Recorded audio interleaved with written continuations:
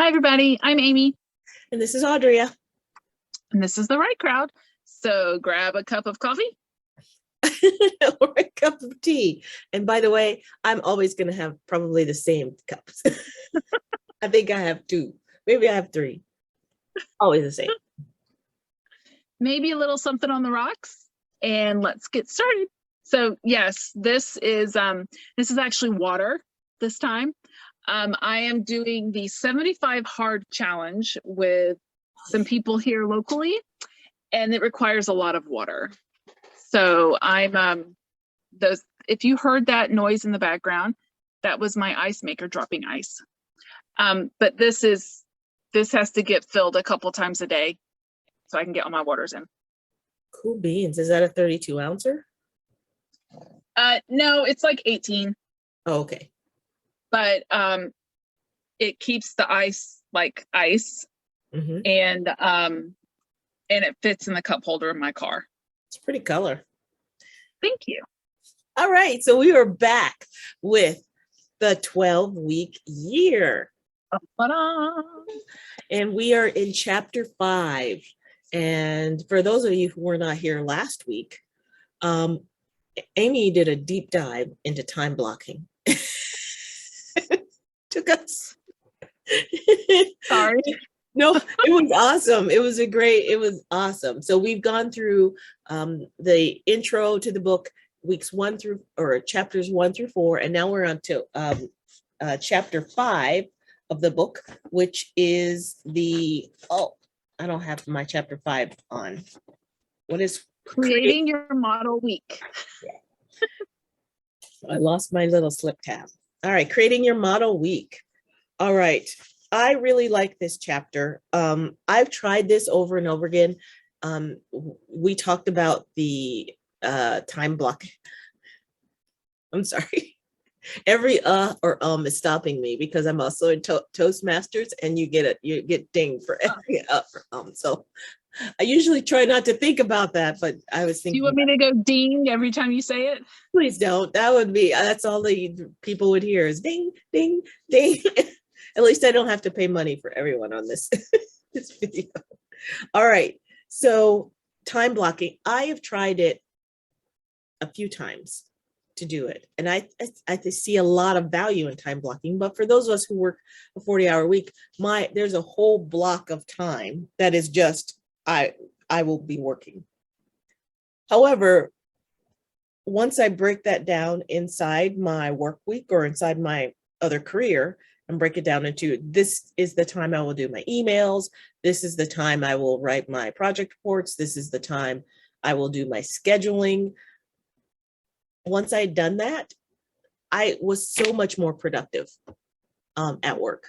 So there's so much value in knowing when your productive hours are during the day and blocking what you're going to do into certain times of the day. And I love the way he talks about it in this chapter. And there are a couple of things I wanted to point out, but I wanted to, all right, so model week. What do you like about the model week? That's what I meant to say.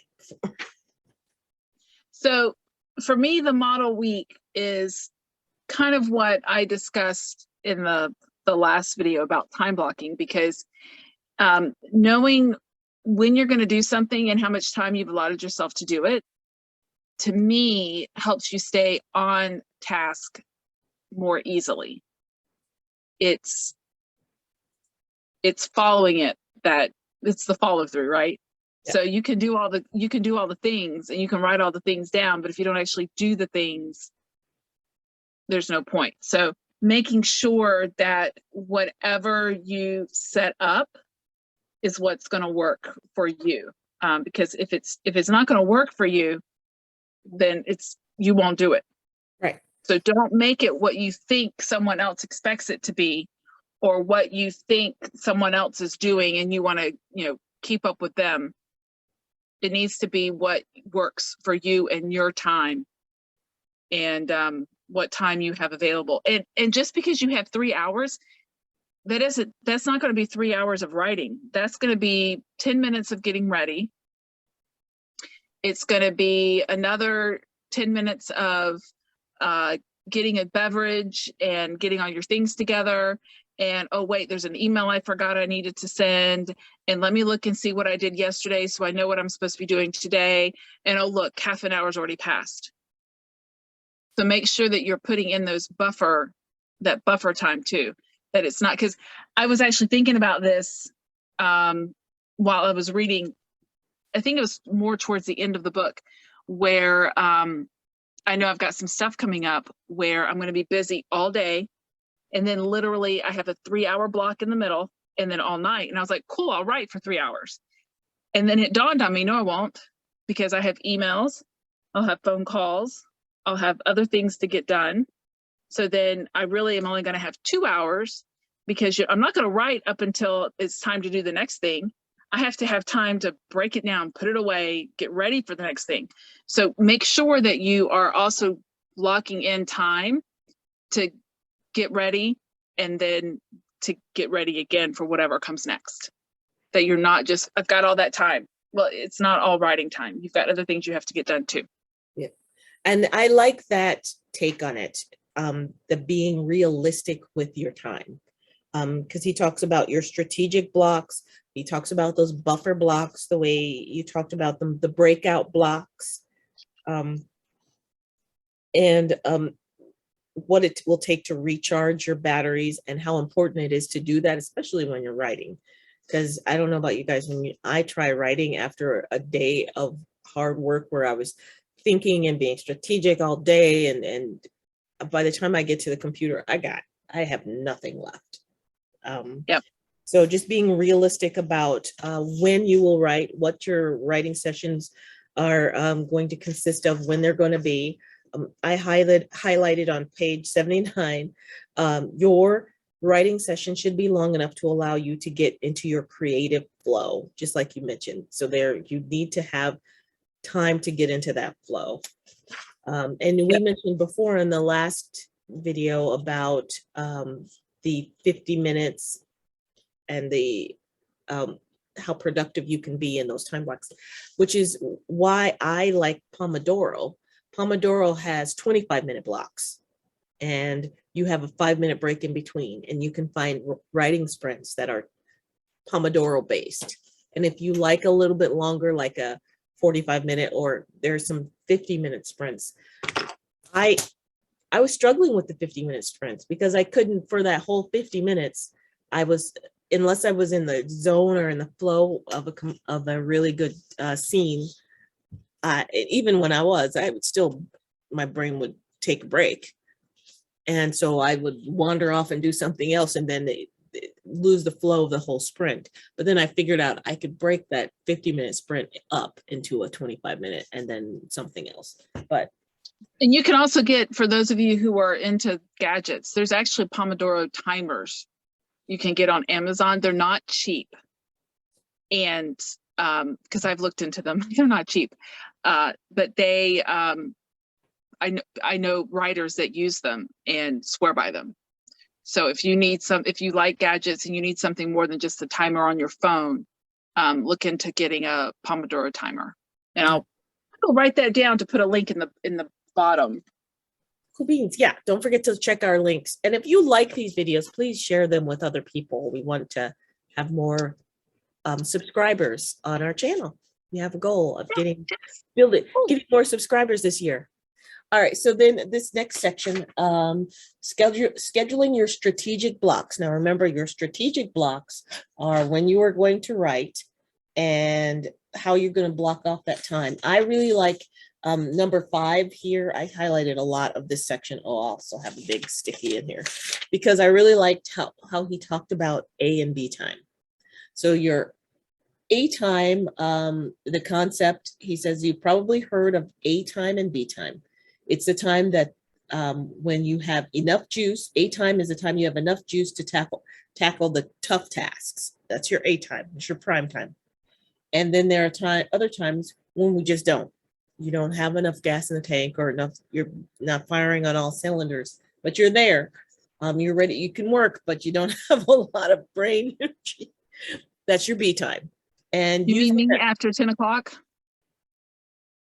After 10 p.m. Yeah. Me after 10 p.m. is no good. Oh, yeah. Yeah. So I really like that concept, and using that concept for the days. Well, the only days I have all day to write are on the weekends, sometimes some weekend days, and using that concept of A and B time on those days. But otherwise, trying to figure out how I can, what I'm blocking into the rest of the week. I like that he also says to schedule your strategic blocks as consistently as you can. Yeah. Getting into a predictable rhythm can do wonders for productivity.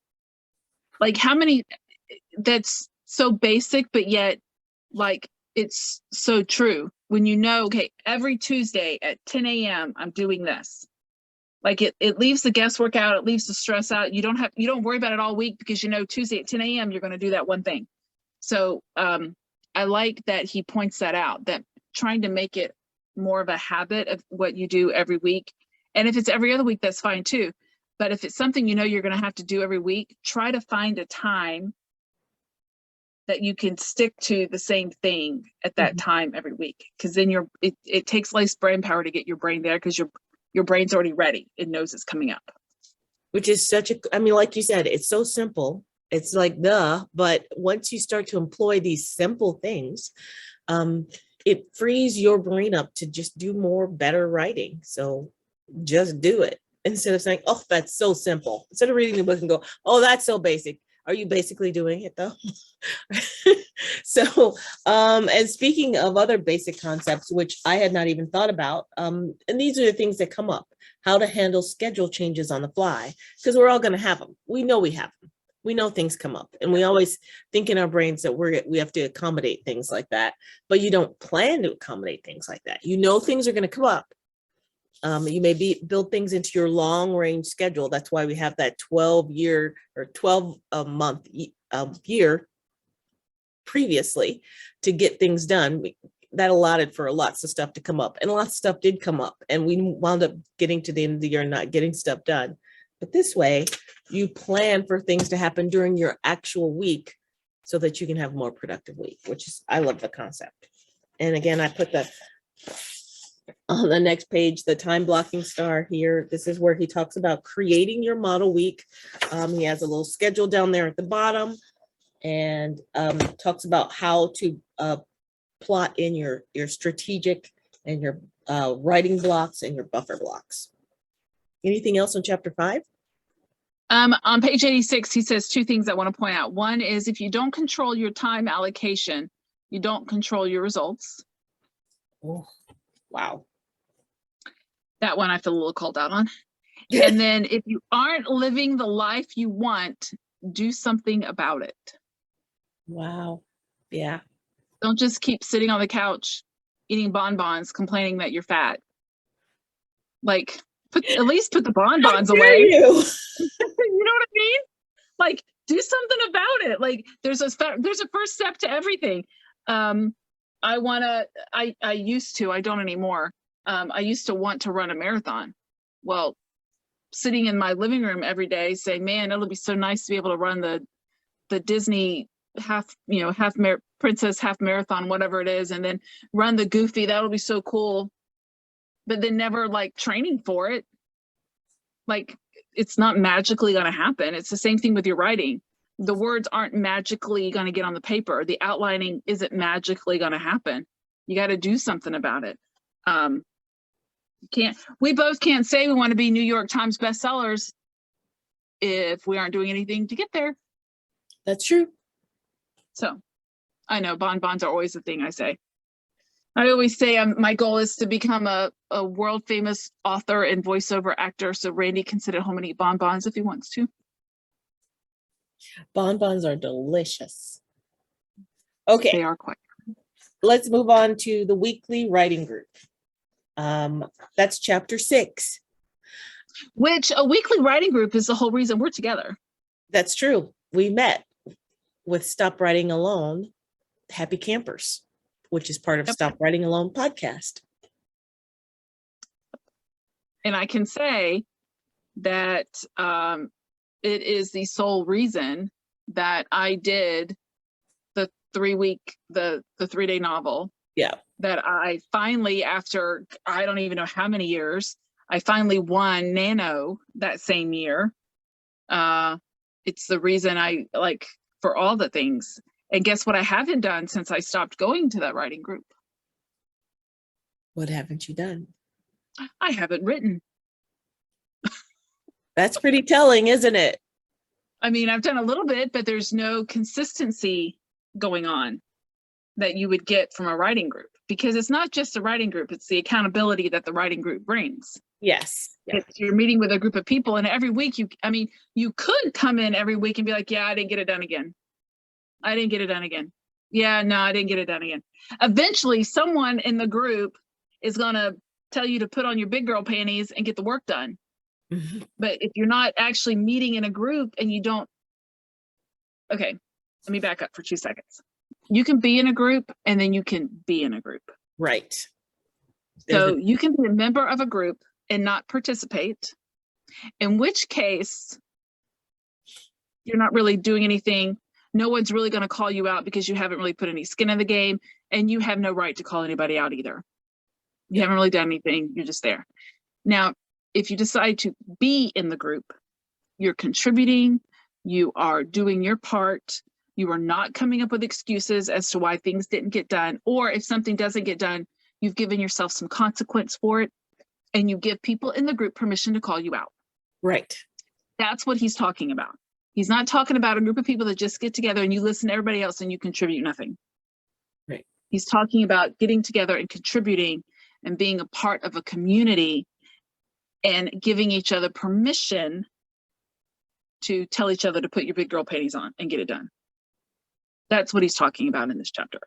Yes. And that is where you find, when you find a group like that you can be a contributing member of, that's where you're going to find value. I mean, and study after, I mean, they quote studies. He quotes studies in this book, the 12-week year for authors, and in the original 12-week year book by the originating authors, they talk about the studies, and it's not just in writing or business. It's in medicine, where they talk about the people who were trying to recover from life-threatening issues with their health, and the ones that were in a group, an accountability group. They met weekly to talk about their goals and how they were moving through it, and if they had a setback, and to buoy each other up, lift each other up. The ones, they statistically do better.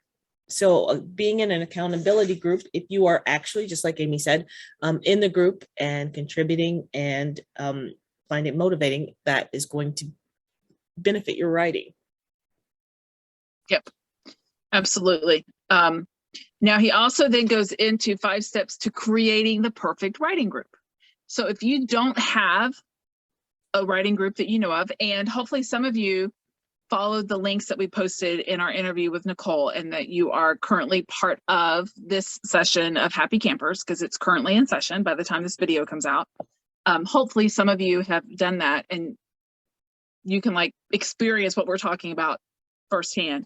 But if you are someone who would rather create your own, or you weren't able to join the current Happy Campers, or maybe you're more, we'll just say Florida, because I'm in Florida, so I can say this. Or maybe you live in Florida and everybody's meeting all the time for everything, right? So it's not like you're somewhere else where people are still kind of holed up a little bit and no one's really hanging out. But you want an in-person writing group. He breaks down how to do it, what it should be, what it isn't, what your expectations should be, when you should meet, like how to run it, like the whole gamut. He puts it all in here for you. So there's no guesswork. Like just follow what he says. Mm-hmm. Which is handy. That's really cool. If you wanted to start a writing group, that's nice that he does it. And he talks about, like you said, the different types of writing groups. There's critique groups, there's accountability groups, etc. So that is all about. And you're welcome to put all of that in your group. Like Happy Campers, they have a critique, they have a sprint, they have coffee chat. Like she has all the things every week that they're meeting with. So you can do all of it, or you can be like, we're just going to meet once a week to check in on our goals, and once a month we're going to get together and have a write-in. You can do that too. Whatever, it's your group. If you make it up, it's your group. if you're part of a group and you want to make a suggestion, if the leader's the kind of person that can take suggestions, make a couple suggestions. Yeah. Maybe even tell them to grab their own copy of 12-Week Year for Writers and see if they can come up with some things that'll make your group better. You never know. But let me just say, personally, if you're a part of a group where the leader doesn't want to take suggestions, you might want to find a new group. And I'll just leave that there. All right, then. Moving on. A good leader listens to That's true. the suggestions of the people they're leading. That's They don't true. have to follow them, but they listen and they, anyway. All right. So I'll go back to not talking. that's all about groups in chapter 6. In chapter 7, it's all about scorekeeping. So now you've gone through you created your 12-week plan way back in chapter 4. Now you've created your model week. That's chapter 5. Make sure you've got this book. Use the link below or and buy the book or get the book. It's a good book. You created your model week. You are checking in with your accountability partner or your writing group because basically what isn't measured cannot be improved is one of the quotes that they use in the books. So scorekeeping is next. You want to make sure you're measuring your progress. That is the whole point, is to be able to call out, diagnose where you might have a problem, see where you might have gaps, and get in there and fix it before it gets worse or can impede your success. And you want to do process improvement. You want to improve where you can. And also you want to celebrate your wins. So that's all part of that whole scorekeeping. And that scorekeeping also helps you with your accountability, telling people what was your score for the week. And no matter what scorekeeping model you use, whether you use the one that's in the book or you base it on, I have another plan that uses a different type of scorekeeping for when you get your stuff done. Just if you're doing it within a group, just make sure everybody's on the same page or understands what scorekeeping model that you're using. And it helps. It helps with stress relief. You can look at a glance and see how you did. Also, when you look back over when you're in your next 12-week, I'm going to call it a sprint. You're in your next 12-week sprint and you look back from session to session, you can see, well, I didn't, my score on this for this 12 weeks, my score for this 12 weeks, and you can see your improvement and things like that. So that's one of the reasons. Also, I'm a big nerd that I like scorekeeping. Yes, if you want to really know about how she likes scorekeeping, go back to our planner video. She has a planner that does scorekeeping, so which is pretty cool planner, by the way. I like that. I do like it. I think for me, one of the biggest things to keep in mind in scorekeeping is you have to be honest with yourself. Yeah. You also have to be honest with your accountability group, because they can't keep you accountable if you're lying to them. And you can't make changes and they can't help you through the things that are holding you up if you're not being truthful as to where you are, what you're doing, and how your week went. If it was crap, say it was crap and you didn't get anything done. Fine, move on. Make sure that this week is even better and you catch up a little bit on where you were. If as soon as I said that, if that gave you a pit in your stomach that, oh my gosh, I have to catch up, fine, don't catch up. Just mark that week off and move everything forward a week, right? Don't give yourself extra stress just because you wrote it down. You wrote it down. Change it if it's not working for you. But be honest with yourself, because if you're not honest with yourself, you can't make any changes. There's no way to improve if all you do is tell yourself you're doing fine and you're really not. True. I have had several crap weeks in a row, which Amy can attest to. Actually, some months because of projects at work. So when it comes to the accountability for my writing that I do with Amy, the writing does not get done or it shrinks from this much to this much when my work schedule overlaps my private time. When I'm working 12-hour days, there's not a lot of writing that can get done when I'm doing 12-hour days and I'm crashing nights and weekends. But all right, so that's scorekeeping. He gives you an example of how to do it. So for example, if you had 4 tactics or 4 your tasks that you're trying to get done, if you got 8 out of 10 of them done, that's an 80% for the week. Or you can, so which is a pretty good score. What I like is he highlighted, let's see, I highlighted, here it is. Another one of the reasons scorekeeping is good, because you can see your consistency and where you're scoring. Over time, experience has shown that people who consistently complete at least 80% of their weekly tactics in the week that they are due are very likely to hit their goals. And that's 111. And I want to be one of those people that are very likely to hit my goals. All right. So also in this chapter, I want to move on to 116. Do you have anything before? Okay. Also, he gives you tips for making the most of your weekly scores. You want to review them every week, but if you have created your model week and you're doing your weekly writing group, part of this whole process is a check-in every week, or a daily huddle, basically, to check in with what you're doing. But you want to review your scores every week, and don't be afraid of the data. Don't beat yourself up or overreact to bad numbers. That's part of the process. You usually start with bad numbers and aspire to great numbers. So you want to see that progress. You want to see that trend line go up, and commit to making progress, and then celebrate the progress. Those are some of the tips. You don't want to have a great week and then just go, oh, that's nice, and then move on. Sometimes you're going to want to look at that good week, that great week, and go, what happened in that great week that my scores were so good? Because you want to replicate that and keep that. Right.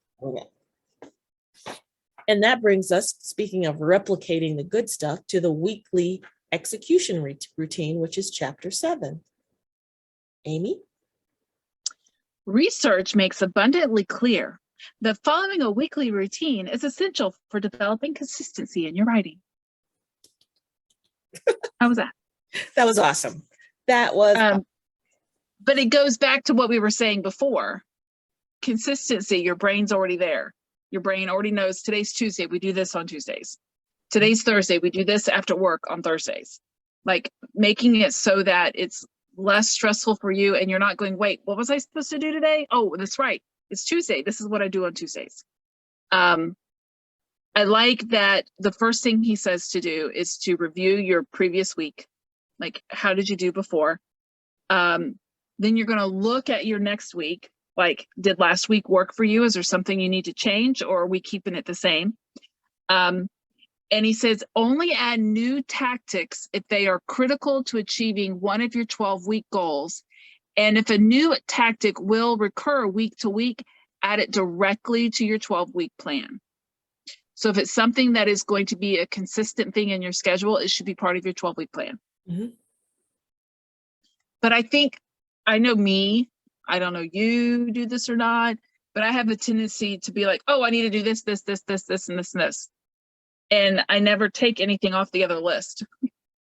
Like somehow I'm magically going to come up with an extra hour and a half to get all these extra things done that I didn't have time to do the first 8 things I had on my list in the first place. But yet somehow these other things are just going to happen. Yeah, I don't like, maybe I need to get a magic school bus and add some time to my schedule. But I like that he points out to only add new tactics that are crucial to achieving that. And then he says, the next thing you're going to do is to evaluate your time and make need adjustments.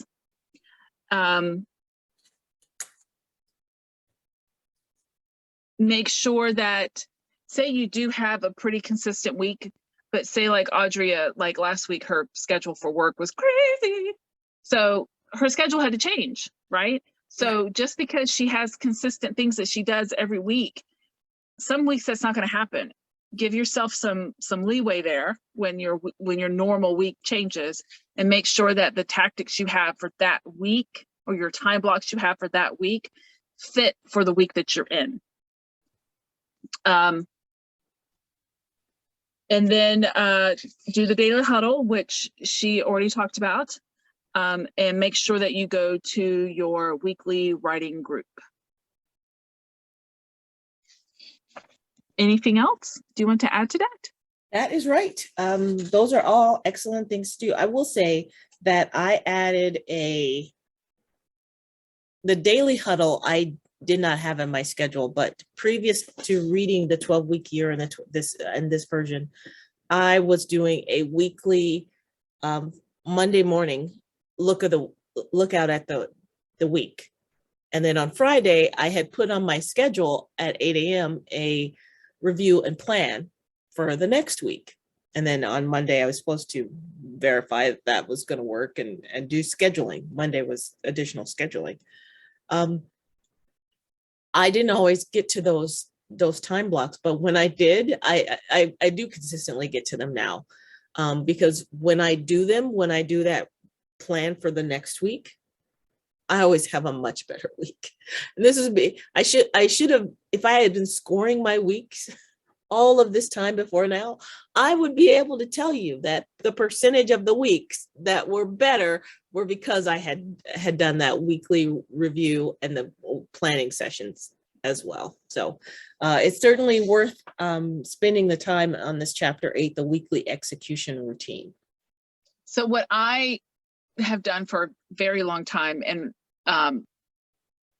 is on Sunday is when I sit down and I look at my week and I plan out my week based on, so every Sunday I sit down and I plan my week. When I was in an office, I don't do this part anymore. When I was in an office, before I left for the day, I always looked at my calendar for the next day. So I knew what was coming up. So say I had an 8 a.m. meeting that I don't come in until 8:30, but I have an 8 a.m. meeting. I need to remember that. So I always look to see what I have coming up for the next day. I also look to see what didn't happen today that I need to move to tomorrow, or is it something that can move to, like, was it really not important and I can do it like in 3 days from now, like looking at my schedule. And then the first thing I did when I came into work every day was look at my schedule and remind myself of what I needed to get done that day. And then a lot of times there would have been a voicemail that added something else to that schedule, right? So making sure I knew what that looked like. Now what it looks like for me, since I don't have an office I go to every day at 8:30, is now I still do my Sunday scheduling. But now in my morning, part of my morning routine is to pull out my calendar, my planner, and look and write down what happened the day before, because we're building a house and we're renovating a house. So I like to know the process of that we're doing that. But I also look at what's today look like, and is there anything happening tomorrow that I need to prep for today? Because sometimes, if you're going to do something tomorrow, in your head, you're thinking, well, I'm going to do laundry tomorrow. And then you look at the calendar and you're going, oh, no, I can't because I have a meeting, right? So maybe I should is there something I need to wash today so that I have it for my meeting tomorrow, right? So, but make it a habit to look at your calendar on a regular basis, whether you do it daily, weekly, whether you do both, like whatever that looks like for you. And when I get to the end of a month, I always do personal things for the next month, like birthdays, nieces and nephews. I have 13 of them. Mm-hmm. If I'm sending one niece a birthday gift, they all got to get a birthday gift, right? So at the end of the month, like the week out, I look at the next month. Okay, whose birthdays are coming up that I need to plan for, right? Or do I have a writing deadline? Like, am I working with an editor and they've given me a deadline? Is that coming up this month? Like all of the things that I need to plan out and make sure that I have them in my calendar. I do that at the end of every month as well, as I go through and make sure there's nothing that's not a consistent thing, make sure that that is taken care of in my weekly schedule as well. And that's how I do it. That's cool. That's a good way to do it. All right. So that wraps up chapter 8 for us. Yeah. All right, guys. So that's going to wrap it up for us for this week. Be sure to catch up with the video from last week if you're not sure what we're doing. We started last week. And be sure to check out next week's video because we will move on to section 2 of the 12-week year, and we will start with how the 12-week year will help you write. So till then, be sure to like, share, and subscribe, and we will talk to you later. Bye. Bye.